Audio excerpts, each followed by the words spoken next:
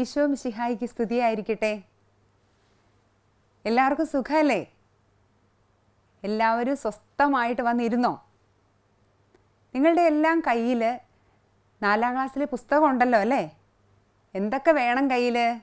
4ാം ക്ലാസ്സിലെ പുസ്തകം വേണം, ഒരു നോട്ട്ബുക്ക് വേണം, ഒരു പേന വേണം, പിന്നെ നമ്മുടെ സമ്പൂർണ്ണ ബൈബിളും വേണം.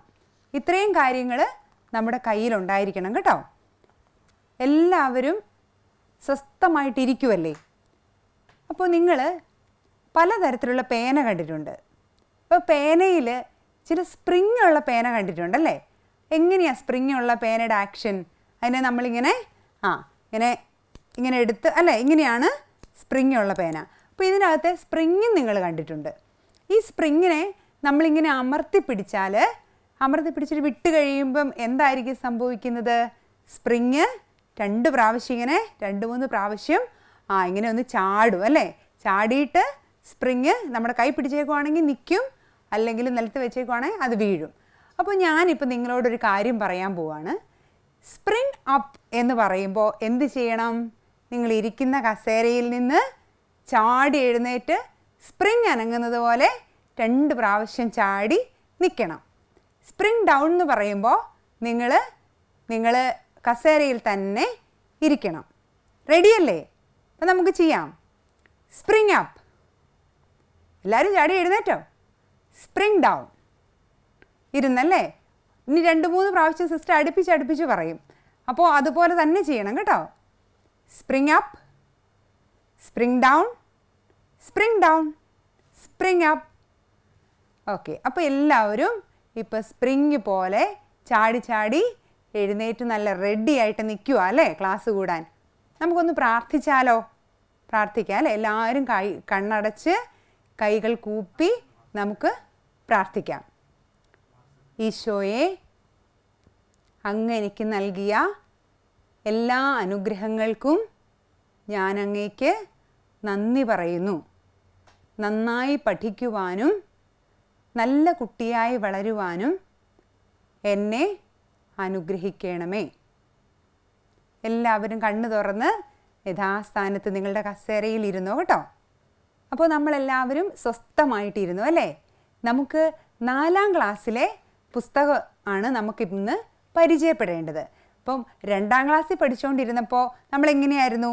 നമ്മുടെ ചേട്ടൻ്റെയും ചേച്ചിയുടെയും കൂട്ടുകാരുടെയും ഒക്കെ കൂടെ പള്ളിയിൽ പോയി വിശുദ്ധ കുർബാനയൊക്കെ കണ്ടു, പിന്നെ വേദപാഠ ക്ലാസ്സിലൊക്കെ പോയി പഠിച്ചു.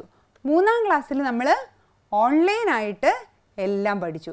ഇതിപ്പോൾ നമ്മൾ 4ാം ക്ലാസ്സിലാണ്. 4ാം ക്ലാസ്സിലെ വേദപാഠ പുസ്തകത്തിൻ്റെ പേരെന്താ? പേര് നിങ്ങൾക്ക് കാണാം. എന്താണ്? ജീവൻ്റെ നീർച്ചാലുകൾ അല്ലേ? ജീവൻ്റെ നീർച്ചാലുകൾ എന്നാണ് നമ്മുടെ 4ാം ക്ലാസ്സിലെ പുസ്തകത്തിൻ്റെ പേര്. ഇനി അതിൽ 1ാമത്തെ പാഠത്തിൻ്റെ പേരെന്താ? ഈശോ ജീവൻ്റെ ഉറവിടം. ഈശോ ജീവൻ്റെ ഉറവിടം എന്നാണ് നമ്മുടെ പാഠം 1 നമുക്ക് പഠിക്കാനുള്ളത്. അപ്പോൾ നമുക്ക് സിസ്റ്റർ ഒരു കാര്യം നിങ്ങൾക്ക് പരിചയപ്പെടുത്തി തരുവാണ്. ഇതെന്താണെന്ന് നമുക്കറിയാം അല്ലേ? എന്താ ഇത്? ഇത് ഒരു ചെടിയാണ്. ഈ ചെടി നിങ്ങൾക്ക് പരിചയമുണ്ടോ? ഇത് 10 മണിപ്പൂവെന്നും 4 മണി ചെടി എന്നും ഒക്കെ പറയുന്ന ചെടിയാണ്. ഒരു മാസം മുമ്പ് സിസ്റ്ററിന് ഇതിൻ്റെ ഒരു ചെറിയ കമ്പ് കിട്ടി. സിസ്റ്റർ അത് എന്ത് ചെയ്തു? ഒരു ചെടിച്ചട്ടിയൊക്കെ എടുത്ത് അതിനകത്ത് മണ്ണൊക്കെ നിറച്ച് കുറച്ച് ചാണകപ്പൊടിയൊക്കെ ഇട്ട് വെള്ളമൊക്കെ ഒഴിച്ച് നട്ടുവെച്ചു. ഒരു മാസം കഴിഞ്ഞപ്പോൾ ഇത്രയും ശാഖകളൊക്കെയുള്ള നല്ല ഒരു ചെടിയായിട്ടിത് വളർന്നു. ഇതിൽ പൂവുകളൊക്കെ ഉണ്ട്. അപ്പോൾ എങ്ങനെയാണെന്ന് നമുക്കറിയാം. സയൻസിൽ നമ്മൾ സ്കൂളിൽ പഠിച്ചിട്ടുണ്ടല്ലേ? എങ്ങനെയാ? നട്ടുവെച്ച ആ ചെറിയ തണ്ട് അതിൻ്റെ അടിയിൽ എന്തുണ്ടാകും? വേരുകളുണ്ടാകും അല്ലേ? അപ്പോൾ ആ വേരെന്ത് ചെയ്യും? മണ്ണിൽ നിന്ന് ജലവും വളവും ഒക്കെ വലിച്ചെടുത്ത് അതിൻ്റെ ഇലകളിലേക്കും ശാഖകളിലേക്കുമൊക്കെ കൊടുക്കും. അങ്ങനെ ഇവ ഇങ്ങനെ വളർന്ന് നല്ല പൂക്കളും ഫലങ്ങളുമൊക്കെ കായ്ക്കും. ഇനി സിസ്റ്റർ ഇതിൻ്റെ അറ്റത്തുനിന്ന് ഒരു ചെറിയ തണ്ട് ശാഖ മുറിച്ചെടുത്തു. ഇന്ന് വൈകുന്നേരം ആകുമ്പോൾ ഇതിൻ്റെ അവസ്ഥ എന്തായിരിക്കും? ഇത് കരിഞ്ഞ് ഉണങ്ങിപ്പോവും അല്ലേ? എന്തുകൊണ്ടായിരിക്കും ഇത് കരിഞ്ഞ് ഉണങ്ങിപ്പോകുന്നേ? ഇത് ഈ തണ്ടിൻ്റെ അടുത്ത് ചേർന്നാണോ നിൽക്കുന്നേ? ഈ തണ്ടിൻ്റെ അടുത്ത് ചേർന്ന് നിന്നായിരുന്നെങ്കിൽ ഇതിന് വെള്ളവും വളവും ഒക്കെ കിട്ടിയേനെ. പക്ഷെ ഇത് മുറിഞ്ഞു പോയി. അതിൽ നിന്ന് മുറിഞ്ഞു പോയി കഴിഞ്ഞാൽ പിന്നെ ഇതിന് വെള്ളവും വളവും ഒക്കെ കിട്ടുമോ? ഇല്ല, ഇത് കരിഞ്ഞു പോവും. എന്നാൽ ഈ തായ്തണ്ടിനോട് ചേർന്ന് നിൽക്കുന്ന, ഈ ചെടിയോട് ചേർന്ന് നിൽക്കുന്ന ഈ ശാഖയൊക്കെയോ, ഈ ശാഖയൊക്കെ നല്ല ഫലങ്ങൾ, പൂക്കളുണ്ടാകും, നല്ല കരുത്തുള്ള ശാഖകളായി തീരും. അപ്പോൾ നമുക്ക് ഒന്ന് നോക്കാം. ഇപ്പോൾ നിങ്ങൾക്ക് എന്താ കാണാൻ പറ്റുന്നേ? നല്ല വിളഞ്ഞ് പാകമായി കിടക്കുന്ന മുന്തിരി കാണാം അല്ലേ? അതിൻ്റെ ഇലകളും നല്ല പച്ചപ്പല്ലേ? അതെ, പലരും പറയുന്നുണ്ട് എനിക്ക് ഈ മുന്തിരിങ്ങ ഇഷ്ടമില്ല. ഏത് മുന്തിരിങ്ങ ഇഷ്ടം? സീഡ്ലെസ്സാണ് ഇഷ്ടം അല്ലേ? അപ്പോൾ ഇത് സീഡ്ലെസ് ആണോ? സീഡ്ലെസ് അല്ലല്ലേ? നമുക്ക് ജ്യൂസൊക്കെ അടിക്കാവുന്ന നല്ല മുന്തിരിയാണ്. അപ്പോൾ ഈ മുന്തിരിച്ചെടി തായ്തണ്ടിനോട് ചേർന്നായിരിക്കുമോ നിൽക്കുന്നേ? അതെ അല്ലേ? അല്ലെങ്കിൽ ഇതെന്ത് സംഭവിച്ചേനെ? ഇതിന് ഈ ഫലമൊക്കെ ഉണ്ടാവുമോ? ഇല്ല, ഇതെല്ലാം കരിഞ്ഞ് ഉണങ്ങി പോയേനെ. അപ്പോൾ നമ്മുടെ ഈശോയുടെ ശിഷ്യന്മാർ, ഈശോയ്ക്ക് എത്ര ശിഷ്യന്മാരുണ്ടെന്നറിയാമോ? ഈശോയ്ക്ക് 12 ശിഷ്യന്മാരുണ്ട്. അപ്പോൾ ഈശോ എന്നും ഈ ശിഷ്യന്മാരെയൊക്കെ കൂട്ടി നടക്കാൻ പോകും. അപ്പോൾ ഇങ്ങനെ ഈശോ ഒരു ദിവസം നടന്നങ്ങ് പോകുമ്പോൾ ഈശോയുടെ അവിടെയൊക്കെ ഉണ്ടല്ലോ ഒത്തിരി മുന്തിരിപ്പഴങ്ങളൊക്കെ ഉണ്ട്. അപ്പോൾ ഈശോ ശിഷ്യന്മാരോടൊരു കാര്യം പറഞ്ഞു. എന്താ പറഞ്ഞേ? ഞാൻ സാക്ഷാൽ മുന്തിരിച്ചെടിയും എൻ്റെ പിതാവ് കൃഷിക്കാരനുമാണ്. എൻ്റെ ശാഖകളിൽ ഫലം തരാത്തതിനെ അവിടുന്ന് നീക്കിക്കളയുന്നു. എന്നാൽ ഫലം തരുന്നതിനെ കൂടുതൽ കായ്ക്കാനായി അവിടുന്ന് വെട്ടിയൊരുക്കുകയും ചെയ്യുന്നു. അപ്പോൾ എന്താ ഈശോ ശിഷ്യന്മാരോട് പറഞ്ഞേ? ഞാൻ ആരാ? മുന്തിരിച്ചെടി. എൻ്റെ പിതാവ് ആരാ? കൃഷിക്കാരൻ. അപ്പോൾ കൃഷിക്കാരനായ പിതാവ് ഒരു മുന്തിരിച്ചെടി നട്ടു. ആ മുന്തിരിച്ചെടിയാണ് ഈശോ അല്ലേ? ഈശോ പറയും ഞാനാണ് മുന്തിരിച്ചെടി, എൻ്റെ പിതാവ് കൃഷിക്കാരനാണ്. എന്നോട് ചേർന്ന് നിന്നാൽ എന്ത് സംഭവിക്കും? നല്ല ഫലങ്ങളുണ്ടാവും. ഫലങ്ങൾ ഉണ്ടായില്ലെങ്കിലോ അതിനെ വെട്ടി കളയും. അപ്പോൾ നമുക്കിനി മറ്റൊരു പിക്ചർ കാണാം. ഇതിലെന്താ നിങ്ങൾക്ക് കാണാൻ പറ്റുന്നേ? കരിഞ്ഞ് ഉണങ്ങിയിരിക്കുന്ന ഒരു മുന്തിരിച്ചെടിയുടെ ശാഖ അല്ലേ? ഈ ശാഖയ്ക്ക് എന്തായിരിക്കും പറ്റിയത്? ഒന്ന് പറഞ്ഞേ, എന്തായിരിക്കും ഈ ശാഖയ്ക്ക് പറ്റിയത്? നമ്മൾ മുമ്പേ മുറിച്ചു മാറ്റിയ ആ തണ്ട് ഉണങ്ങിക്കരിഞ്ഞു പോകുന്നു നമ്മൾ പറഞ്ഞു. അതുപോലെ ഈ മുന്തിരിച്ചെടിയുടെ ശാഖയ്ക്കും എന്തായിരിക്കും സംഭവിച്ചത്? ഇത് അതിൻ്റെ തായ്തണ്ടിൽ നിന്ന് മുറിഞ്ഞു പോയി കാണും അല്ലേ? അതിനെ ആരെങ്കിലും മുറിച്ച് മാറ്റി കാണും.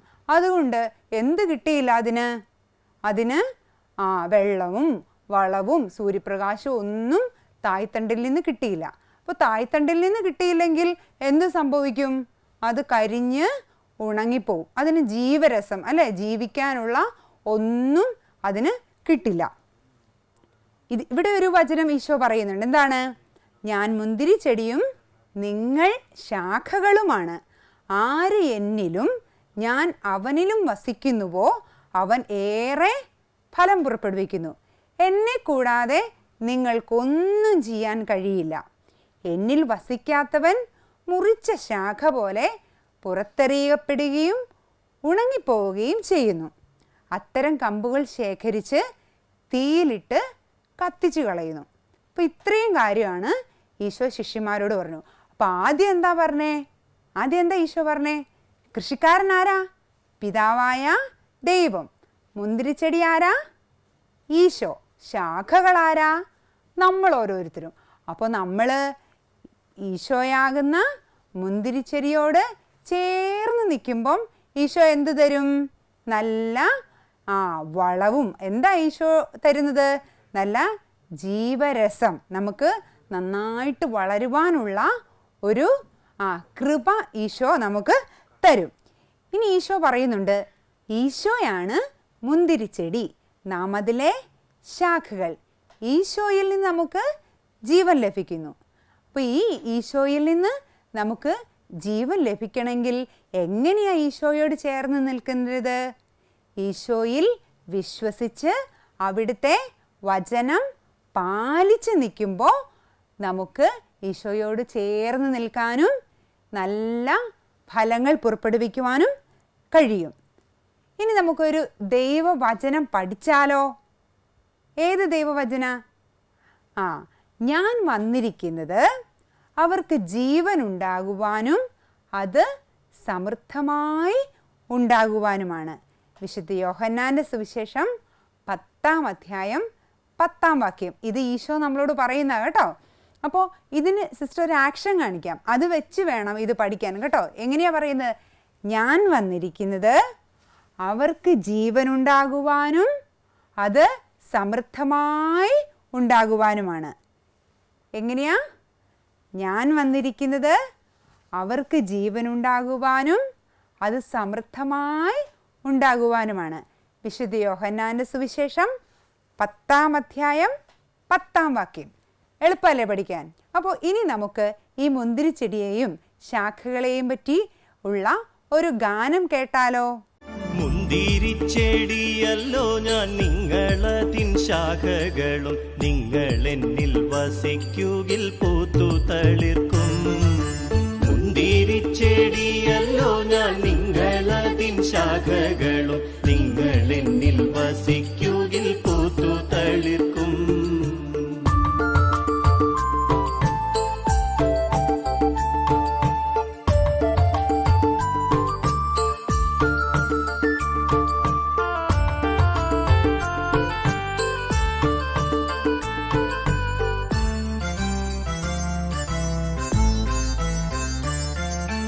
എന്നിൽ നിങ്ങൾ വസിക്കുന്നതില്ല എങ്കിൽ വെട്ടപ്പെട്ട ശാഖ പോലെ നിങ്ങൾ വാടി വരണ്ടു പോകും.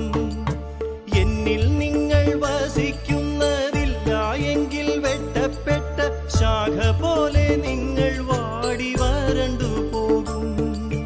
മുന്തിരിച്ചെടിയല്ലോ ഞാൻ, നിങ്ങളതിൻ ശാഖകളും, നിങ്ങൾ എന്നിൽ വസിക്കുകിൽ പൂത്തു തളിർക്കും.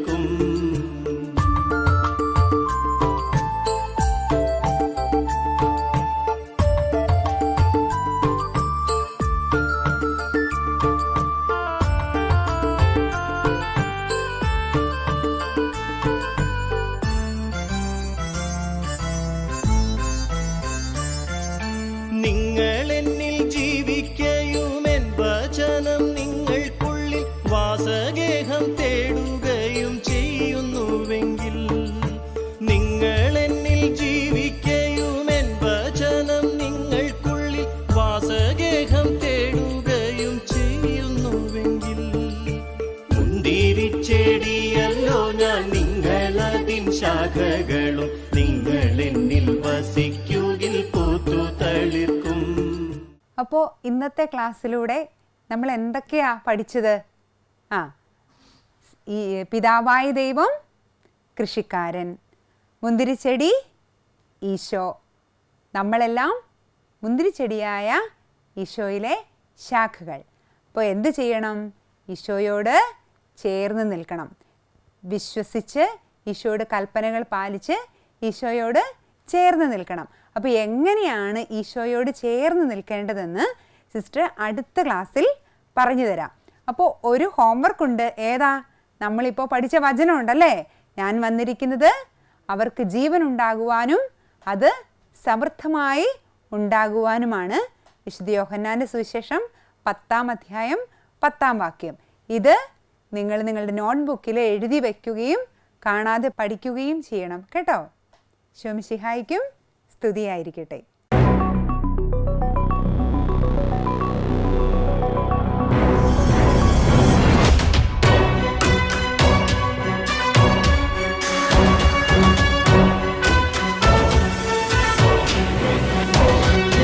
രക്ഷയുടെ